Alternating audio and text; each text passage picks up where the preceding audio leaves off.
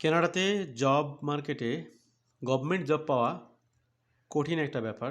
সেই জায়গাতে কানাডার একদম কোর একটা এজেন্সি বা কোর একটা গভর্নমেন্ট প্রতিষ্ঠান কানাডা রেভিনিউ এজেন্সি, এই প্রতিষ্ঠানে একদম এক্সপিরিয়েন্স ছাড়া ফ্রেশারদের সহ বিভিন্ন ক্যাটাগরিতে জবের সুযোগ তৈরি হয়েছে এবং এগুলোর ম্যাক্সিমামই ক্লোজ হয়ে যাবে জুন মাসে জব ওপেনিংসগুলো। আপনারা যারা এলিজিবল পারসন তারা এখানে চেষ্টা করতে পারেন গভর্নমেন্ট জব পাওয়ার জন্যে। তো আজকের আলোচনাটি কমপ্লিটলি কানাডা রেভিনিউ এজেন্সির রানিং জব অফার নিয়েই থাকবে। অন্য কোনো প্রোগ্রাম বেস কথা আমরা আজকে বলছি না। কানাডা রেভিনিউ এজেন্সি কী সেটা আপনারা হয়তো বা জানেন। সেটা হলো আপনি কানাডাতে এন্ট্রি করার পরে লিগালি যদি কোনো ইনকাম করতে চান তাহলে অবশ্যই আপনাকে কানাডা রেভিনিউ এজেন্সিতে রেজিস্ট্রেশন করতে হয় বা ট্যাক্স ফাইল এখানে আপনার ট্যাক্স ফাইল ওপেন করতে হয়। মূলত গভর্নমেন্টের যে বিভিন্ন ধরনের বেনিফিটগুলো থাকে সেগুলো দেয়া হয় শুধুমাত্র তাদেরকে যাদের কানাডা রেভিনিউ এজেন্সিতে ট্যাক্স ফাইল রয়েছে। তা না হলে কানাডার চিলড্রেন বেনিফিট বা অন্যান্য যে সমস্ত বেনিফিট সুযোগ সুবিধা রয়েছে সেগুলো আপনি কিছুই পাবেন না। সুতরাং এটা খুবই একটা গুরুত্বপূর্ণ একটা প্রতিষ্ঠান। এখানে জব করাটা একটা প্রেস্টিজিয়াস ইস্যু। তো সেই প্রতিষ্ঠানে ফ্রেশার হিসেবেও অনেকে চেষ্টা করতে পারেন, বিশেষ করে স্টুডেন্ট হিসেবে যারা কানাডাতে অবস্থান করতেছেন, যারা মাত্র পড়াশোনা শেষ করেছেন, পোস্ট গ্রাজুয়েশন ওয়ার্ক পারমিট পেয়েছেন হাতে, এখন জব মার্কেটে ঢুকতে চান, তারা এই প্রতিষ্ঠানটিকে টার্গেট করতে পারেন। এবং এটা আপাতত এই ভ্যাকেন্সিগুলো হচ্ছে অন্টারিও প্রভিন্সে, যেখানে এক্সপিরিয়েন্সটাকে ম্যান্ডেটরি করা হয়নি। তো এই বিষয়গুলোকে আমরা আরও খোলসা করব ইনশাল্লাহ। আমাদের সাথে যারা যুক্ত আছেন কানাডা এবং কানাডার বাইরে থেকে সবাইকে স্বাগত জানাচ্ছি।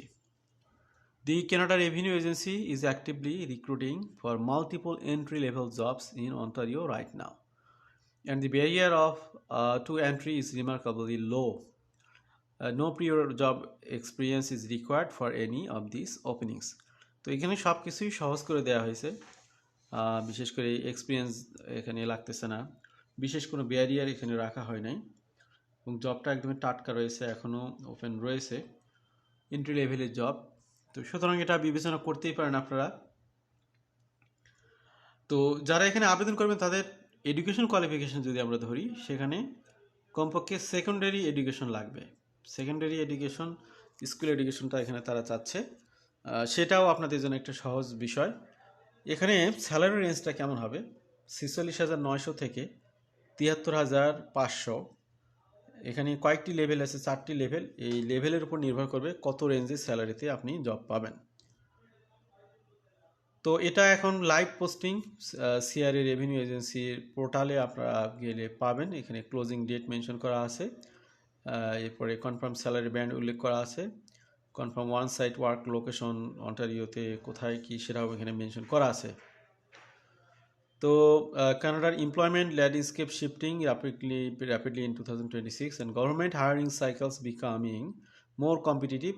These openings represent a tangible path into stable pension federal employment for Ontario residents willing to act quickly.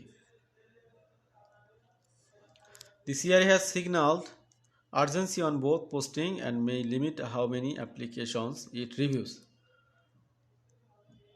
Multiple entry-level job at CRA Tax Center.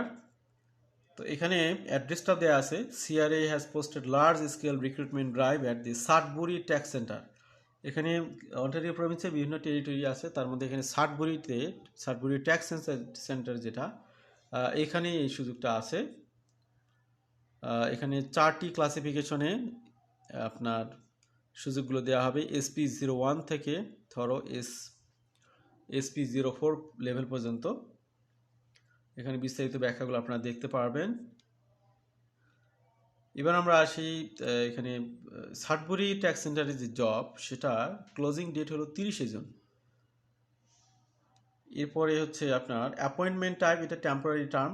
Residency requirement, অবশ্যই তাদেরকে 125 কিলোমিটার সাটবুরি ট্যাক্স সেন্টারের আশেপাশে বসবাস করতে হবে, বাইরের ভিতরে। এক্সপিরিয়েন্সের রিকোয়ারমেন্ট নেই। এখানে রিকুইজিশন নাম্বারটা বলা আছে 62087476। এবার আমরা আসি স্যালারি যে বিভিন্ন ক্যাটাগরিতে দেওয়া হবে, কী পরিমাণে স্যালারি, এটা 4টি লেভেলে এখানে দেওয়া হবে, SP01 থেকে SP04। তো SP01-এ হলো 46,904 থেকে 51,779। SP02-তে 53,782 থেকে 59,363।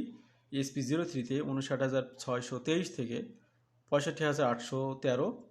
SP04-এ 65,389 থেকে 73,595। তো এই হলো অবস্থা।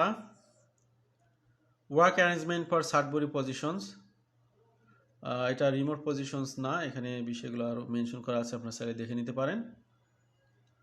How to apply for the Sudbury position, কীভাবে এখানে আবেদন করবেন।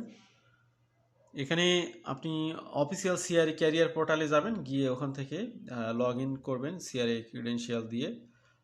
আপনি অনলাইন ব্যাংকিং লগ ইনের মাধ্যমে এখানে সুযোগগুলো পেতে পারেন, government of Canada sign in পার্টনারের মাধ্যমে।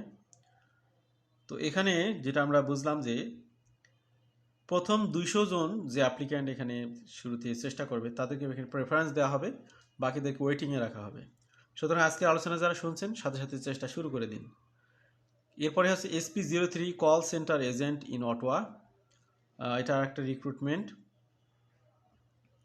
এখানে তারা হচ্ছে যারা ইংলিশ এবং ফ্রেঞ্চ এই ধরনের ক্যান্ডিডেট যারা এই বাইল্যাঙ্গুয়াল তাদের জন্য এখানে প্রায়োরিটি দেওয়া হবে।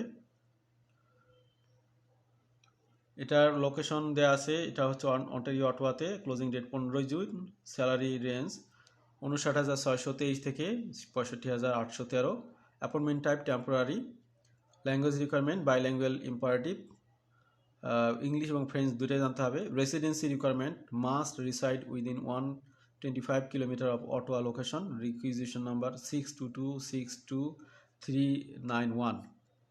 কীভাবে অ্যাপ্লাই করবেন, এখানে কমপ্লিট অ্যাপ্লিকেশন সাবমিট করবেন সিআরএ রিক্রুটমেন্ট পেজ, এখানে গিয়ে দেখবেন আপনারা Sudbury versus Ottawa posting at a glance, এখানে অ্যাট এ গ্যালেন্সে দুটোর কম্পেয়ার করা হয়েছে, আপনারা দেখে নিতে পারেন। হু শুড কনসিডার অ্যাপ্লাইং, কারা এটার জন্য অ্যাপ্লাই করতে পারেন। broad range of Ontario resident, the eligibility criteria confirm that the CRA is deliberately casting a wide net. You should consider applying if you are Canadian citizen or permanent resident living in or near Sudbury or Ottawa. তো এখানে PR holder এবং যারা citizen তারা এখানে চেষ্টা করবেন। New কামার্স to Canada who have already obtained permanent residence status and are settling Ontario may find this posting especially relevant. The government employment provides job stability and access to the federal pension plan.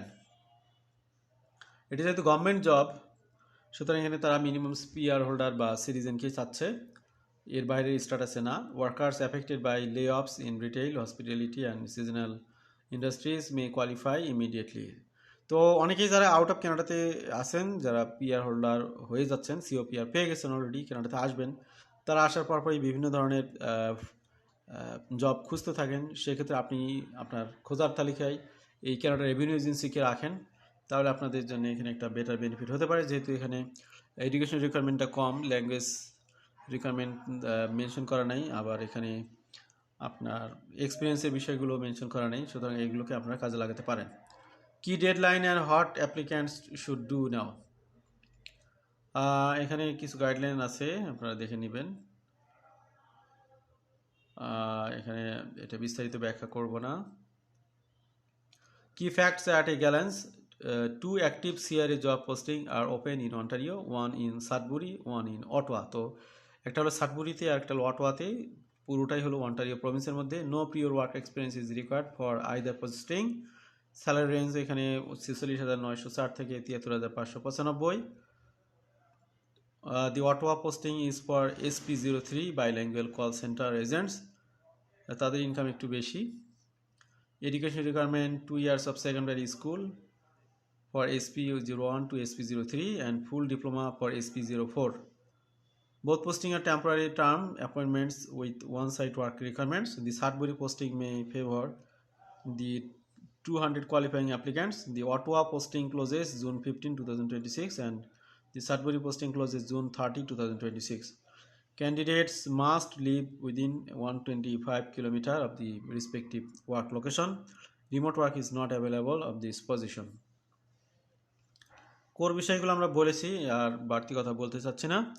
যারা আলোচনাটি শুনলেন, বিশেষ করে যারা PR holder বা citizen, তারা এই সুযোগগুলোকে কাজে লাগান। যারা এই স্ট্যাটাসের মধ্যে নেই, ভবিষ্যতে এই ধরনের জবের জন্য আপনারাও সুযোগ পাবেন যদি আপনি সিওপিআর পান, সিটিজেন থাকেন। তাহলে ভালো থাকবেন সবাই। আল্লাহ হাফিজ, সালামু আলাইকুম।